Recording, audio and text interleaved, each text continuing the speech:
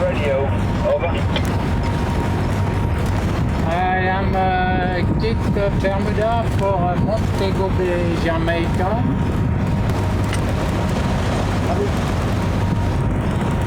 Brazil, Bermuda Radio. How many people on board, over? I have 6 people on board. Bermuda Radio, very good. Bon route, bon chance. And we see you next time. Bye-bye. Thank you very much.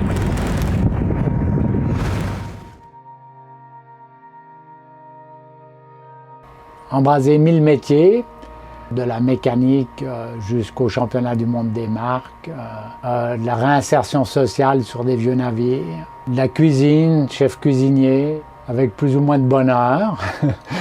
Mais toujours, la seule chose qui m'a guidé, c'est la passion. Je pense que je suis premièrement un être de passion. Voilà, si je dois me définir.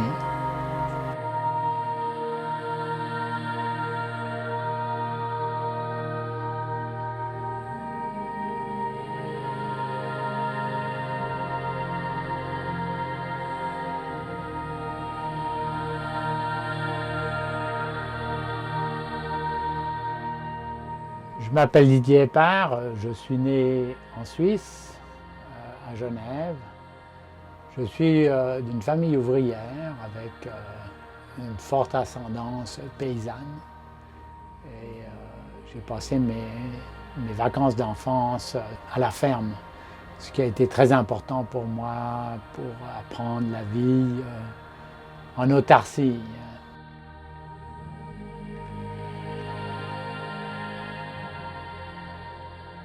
Ma passion pour la voile est venue progressivement. J'ai fait une traversée de l'Atlantique en 1977 qui m'a révélé le plaisir de la mer et surtout la difficulté humaine à bord. Mais ce qui était important après avoir réfléchi à ce voyage, c'est que j'avais découvert quelque chose d'extraordinaire qu'était la mer. Comme ça a pris comme 10 ans avant que je tombe en amour avec la mer. On m'a demandé de faire partir d'un équipage pour ramener un bateau qui avait été saisi en Martinique ou en Guadeloupe exactement. Et là, j'ai fait le plus beau voyage du monde. Et j'ai découvert les gréements auriques. Les gréements de goélette, plus que la voile aurique est une voile de goélette. Un esprit, une mentalité qu'on pourrait appeler des navires traditionnels.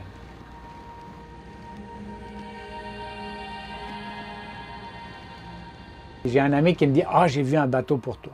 Et c'était la Grosse Île. Alors j'ai été la voir au Saguenay. Et là, j'ai vu le bateau et j'ai immédiatement compris que c'était un voilier. Même si à cette époque-là, il n'avait pas de mât, il avait un mât de charge, mais j'ai tout de suite compris que sa coque, c'était une coque de voilier.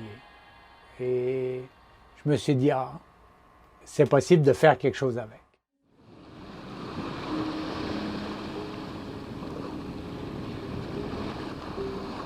On a acheté le bateau en 1992.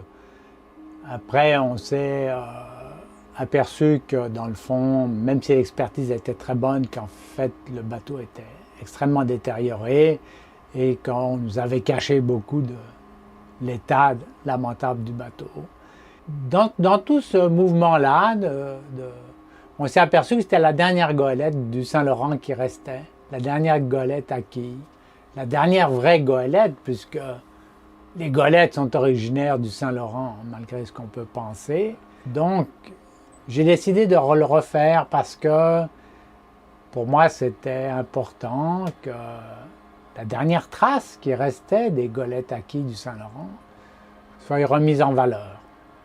Alors, il a commencé une longue démarche parce qu'il n'y avait plus beaucoup de personnes qui avait l'histoire de la construction navale. Oui, je me suis associé à un homme extraordinaire de l'île aux Coudres qui s'appelait Paul Mailloux, qui était le dernier charpentier de marine du Québec et qui avait une âme, un esprit, un savoir-faire, un know-how incroyable sur la réfection des navires. Alors là, quand j'ai eu Paul, j'ai su qu'on pouvait sauver le bateau. Parce que Paul avait cet incroyable savoir-faire qu'il fallait maintenir dans la charpente de marine. Et j'ai travaillé 10 ans avec Paul, tous les étés, travaillé l'hiver pour ramasser de l'argent, pour faire travailler des gens l'été. On était toujours entre 8 et 10 au chantier. Donc il a fallu aller dans la forêt, il a fallu trouver du bois qui était difficile à trouver, comme le mélèze laricin, du pin blanc, des pins rouges, du chêne, et identifier des lots, faire abattre des lots, choisir du bois, le débiter, le faire sécher, parce qu'il n'y a plus aucun établissement qui fait du bois qui fait 30 pieds de long. Ça a pris 20 ans. Ça a pris 20 ans entre les difficultés financières. J'ai eu des problèmes de santé aussi. Donc tout ça fait que toute l'histoire a pris 20 ans pour arriver à finir le bateau. Et la construction elle-même, ça a pris une grande dizaine d'années.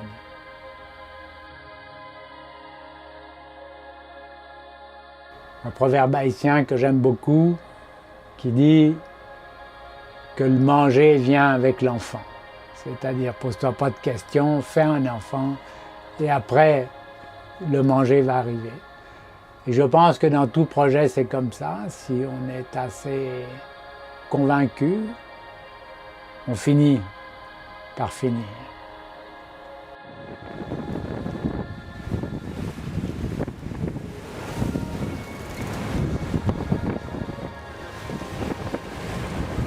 Il était important dans la préservation. C'est que si on préserve un bateau, on préserve le savoir-faire d'une époque, le know-how humain. Ça n'a pas vraiment d'importance si le chêne date de l'époque ou pas, mais s'il est travaillé de la même façon, posé de la même façon, on a sauvegardé un savoir-faire. Et pour moi là, c'est extrêmement important. Je dis toujours, on pourrait refaire la tour Eiffel. Bon, on la fera en fibre de carbone, il va être facile à peindre, il n'y a pas besoin de la peindre, il ne rouillera pas, il sera solide, il sera même plus solide, mais ça ne sera jamais le génie de M. Eiffel. Donc la préservation commence par préserver ce qui est intangible, ok? C'est le savoir. Et après, on le met en œuvre. Et la réalisation fait qu'on a un objet qui représente le savoir d'une époque. Et c'est ça qu'on a fait avec la grosse île. Et je pense que la plus grande richesse humaine, elle est là. C'est la protection du savoir immatériel. Voilà ce que je cherchais. Et ça, les Japonais l'ont compris. Ils ont des gens qui sont des trésors vivants, c'est-à-dire qu'ils les payent juste pour qu'ils aient des disciples, pour qu'ils transmettent leur savoir immatériel. Alors, c'est le drame au Canada, c'est qu'on a souvent fait des reconstitutions avec pas les mêmes essences de bois, pas les mêmes techniques. C'est comme de l'archéologie. On se doit absolument de transmettre le savoir d'une époque.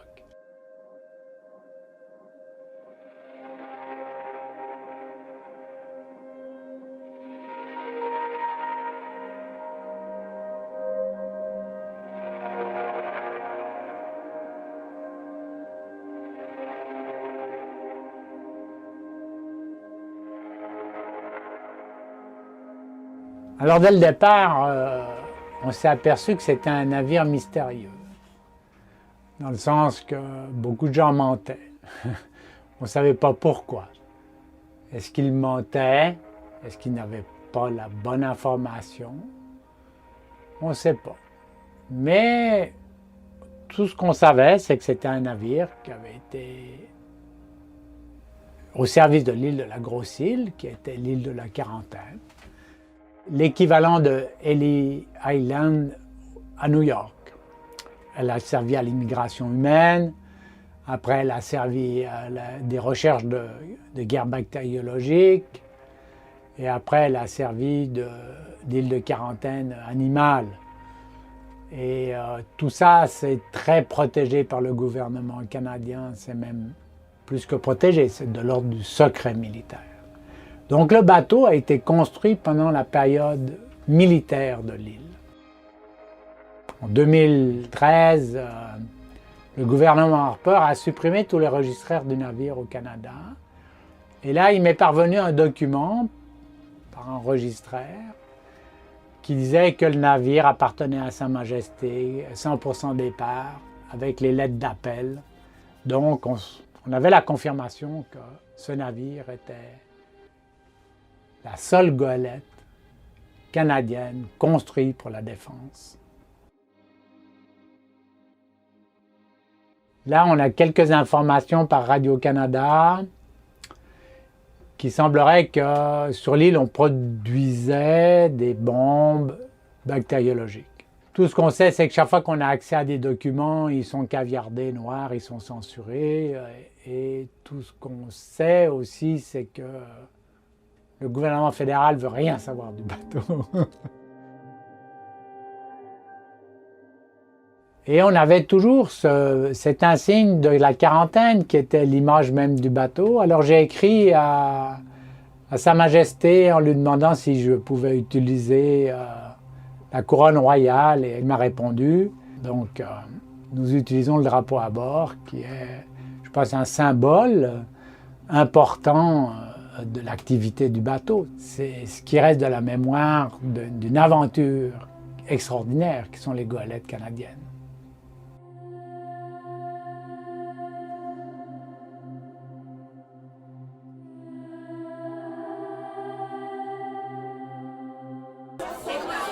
L'atmosphère était tendue lundi soir à la séance du Conseil de Tadoussac. Accepté la majorité. Le Conseil a adopté une résolution donnant l'accès exclusif des façades du quai à Croisière AML grâce à un bail de 10 ans au coût de 100 000 $ par année. On se retrouve au 19e siècle. Le village appartient à un entrepreneur. Et ce qui dérange dans l'entente, c'est qu'en donnant l'exclusivité des façades du quai à Croisière AML, inévitablement, ça inclut cette passerelle-ci. Les autres compagnies ne peuvent donc plus l'utiliser pour l'embarcation de leurs clients. Alors c'est la partie que je trouve triste de l'histoire. Ce qui s'est passé à Tadoussac, c'est qu'on s'est retrouvés en ayant tous les permis, en ayant tout fait comme il fallait, privés de la fonction même de liberté de commerce, parce qu'il y avait un monopole. C'est extrêmement triste que le Saint-Laurent finisse à appartenir à 3-4 compagnies. Et ce n'est pas des libres marchés. C'est des gens qui se réfèrent toujours au libéralisme économique, mais en réalité, ce n'est que des chasses gardées. Donc, j'ai été forcé, à mon sens, à une immigration non voulue. J'ai quitté la Suisse pour le Québec, c'était voulu. J'ai choisi les Québécois. J'ai beaucoup d'amour pour les Québécois, j'ai beaucoup d'amour pour le Québec. Il n'était pas possible de vivre avec ce bateau-là au Québec. Les obstacles étaient partout, tous les ports qu'on a fait. Il y avait des obstacles insensés, comme ne pas avoir d'électricité au milieu d'un port, comme ne pas avoir de Wi-Fi au milieu d'un port ou de ligne téléphonique, ou de toutes des choses qui sont invraisemblables au XXIe siècle. Donc, j'aime le Québec. Alors Napoléon, il a dit quelque chose qui est intéressant, c'était un grand stratège.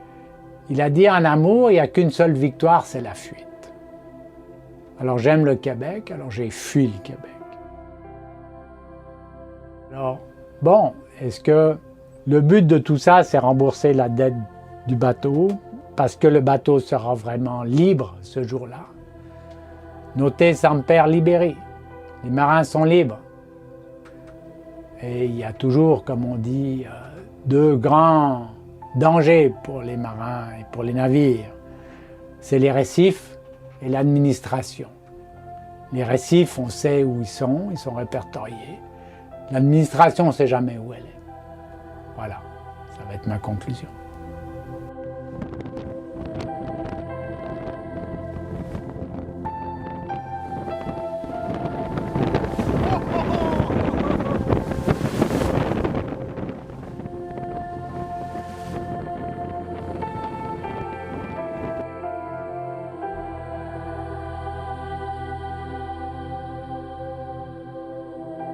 Alors on a vraiment fait goûter l'eau salée à la Grosse-Île. On est parti, on avait le droit d'aller jusqu'au sud de New York en équipage, donc on est descendu le long de la côte atlantique. Et le bateau a révélé toutes ses qualités et quelques faiblesses. Alors sa grande qualité, c'est qu'on peut lui mettre autant de vent qu'on veut, il est capable. Il tient bien la mer. Comme on dit, bon rouleur, bon marcheur. Il soulage bien la lame. Il marche formidablement bien. Mais c'est un bateau lourd, donc il lui faut du vent. Et il a ses allures préférées. Alors, voilà. Il y a des allures où il se manœuvre bien, il y a des allures où il se manœuvre mal. On a mis du temps à comprendre tout le gréement. Il y a 7 voiles. On a mis du temps à comprendre que le foc, c'était pas notre principale voile, que c'était trinquette et clin foc, que le bateau était super équilibré. On a mis du temps à comprendre que la grande voile à l'arrière, il faut presque toujours avoir 2 riz dedans si on veut bien équilibrer le navire. On a tout de suite compris que la misaine, c'était notre voile de travail, que le fisherman était extraordinaire, mais qui demandait un équipage vraiment allumé sur la manœuvre.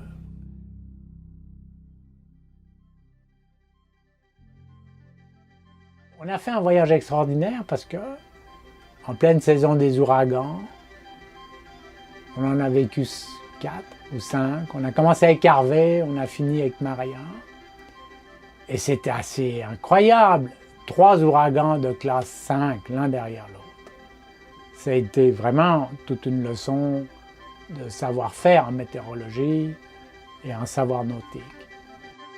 Normally no Candy, alors le navire n'a pas d'argent, donc pas de système météo satellite à bord avec fichier grid qui rentre. On a tourné autour de Maria, où on avait plusieurs. On a marqué tous les jours les positions de Maria, prévues ou vraies. On a réussi à avoir en faisant des mises à jour avec des navires de passage. On a eu 3 navires qui nous ont donné des situations justes sur la position de Maria et les conditions météo. Donc on en a profité pour couper en arrière de Maria. Depuis, on est parti donc des Bermudes qui sont juste là. Et là, le plan de match était de descendre comme ça et de faire comme ça. Mais Maria, ayant été un petit peu plus à l'ouest, ça nous a permis de couper dans son arrière.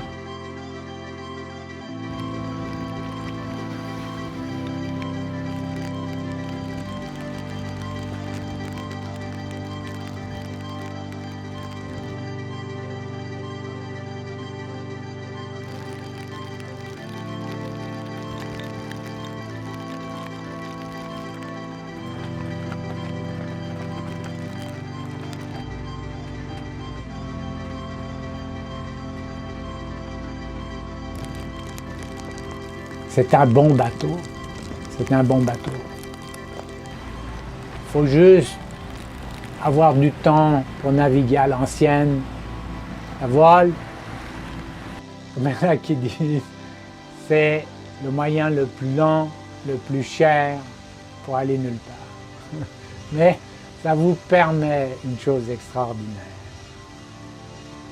C'est un objet fantastique pour surfer entre la planète et l'univers. Et ça, la grosse île le fait bien.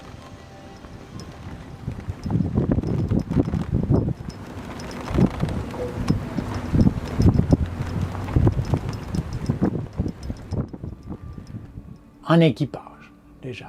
On a eu, à 2 exceptions près, que des gens motivés, qui voulaient, qui ont participé au ship, de toutes les façons. Ça, vraiment, c'est une bénédiction. Okay? Les gens sont impliqués dans le bateau, c'était vraiment extraordinaire. En quittant le Québec, ça a été aussi extraordinaire. Dans les maritimes, on a rencontré des gens fantastiques.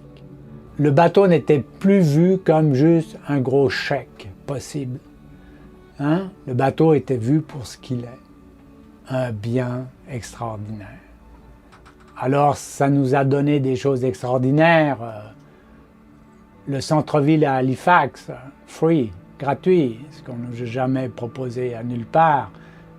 Le quai du musée à Lunenburg, à Bar Harbor, à New Bedford, aux Bermudes.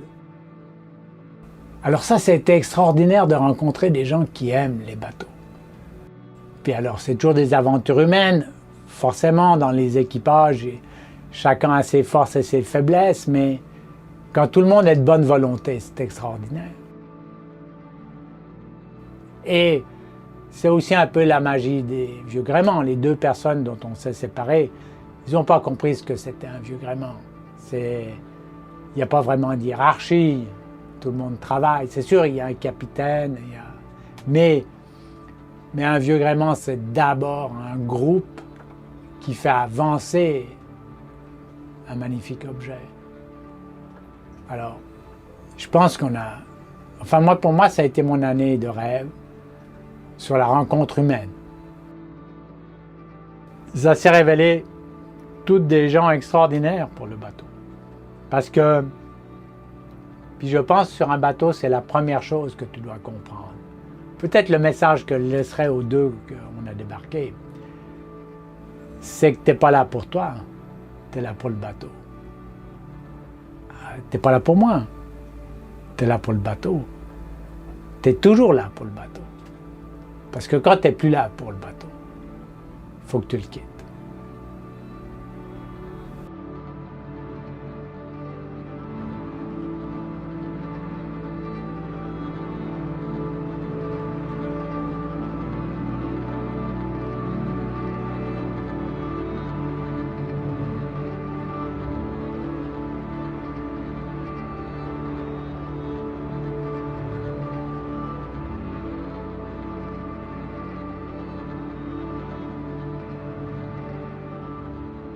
You always come in second because the ship comes first. The ship is not only the boat as per se, it's also the crew. The expression is kind of cute because it says, you know, like we're all on the same boat. So all the time, the first thing that comes first is the boat, and it hasn't stopped. No day, no evening, no shift is the same as the day before. Though it's always more or less the same problems. It's always engines or electricity.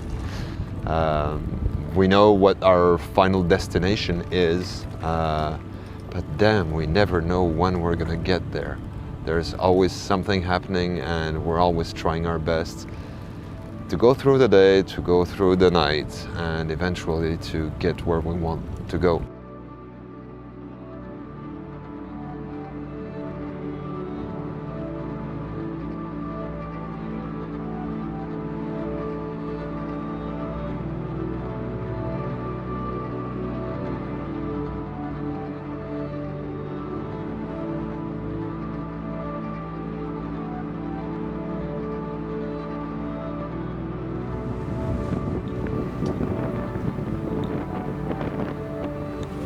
La Jamaïque, plus de 2 jours de navigation après 2 mois en mer, et on est au Caïman.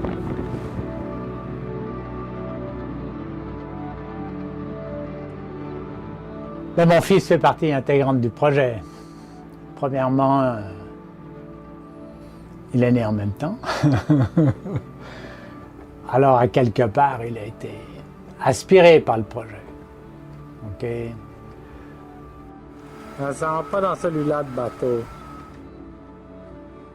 Alors, j'espère que Vincent a acquis des choses importantes pour lui. Moi, je suis très heureux qu'il soit là. Je suis très heureux qu'il ait appris des choses extraordinaires que peu de gens connaissent actuellement. C'est-à-dire comment border un navire. OK, c'est le traçage, le lofting, comment arriver à prendre une planche qui est droite pour lui faire faire une courbe intérieure, extérieure. Et quand on la met en place, elle fit exactement comme il faut, là où elle doit être, avec juste ce qu'il faut d'espace pour l'étouper. Je pense que c'est un savoir-faire extraordinaire qu'il a acquis à bord. Alors, juste pour ça, je pense que ça valait la peine. Maintenant, il faut lui poser la question. Le bateau a toujours fait partie de ma vie. J'ai grandi avec. Ça a toujours été une grande aventure dans ma vie, ce bateau. Toujours été de grands sacrifices qu'il a fallu faire pour que tout ça fonctionne. Ça te laisse pas vraiment de temps pour toi. Tu dois presque tout mettre de côté pour être capable de faire vivre ce bateau-là, puis de vivre avec lui. C'est ça l'esprit d'un bateau, je dirais. De vivre sur un bateau puis de l'entretenir, c'est de recommencer.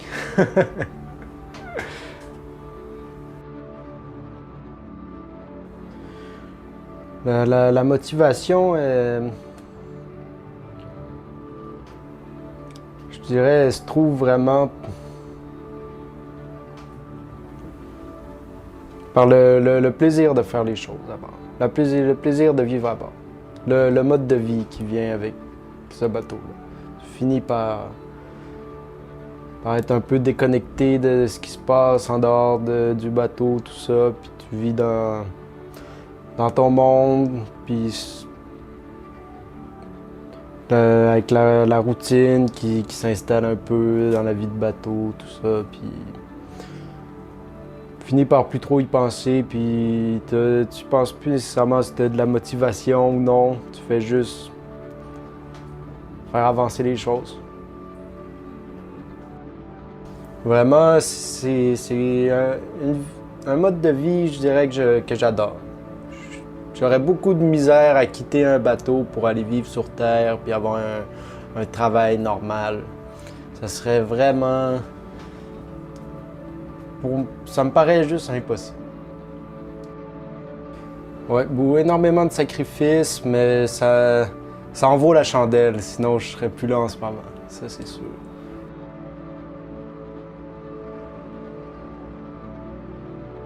Si je me tourne vers moi, c'est 20 à 25 ans de travail non-stop pour réaliser un projet.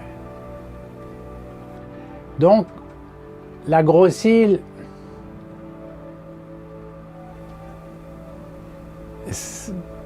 c'était ma maîtresse. Mais j'aimerais inverser la question. Qu'est-ce que je suis pour la grosse île? Je suis rien. Je suis juste le 5e propriétaire, avec l'expérience qui en est un 6e, un 7e, un 8e. OK, le bateau a représenté une part importante de ma vie. Je suis juste un passager sur la grosse île. Alors, elle est tout pour moi, mais j'espère que pour elle, je suis juste le next.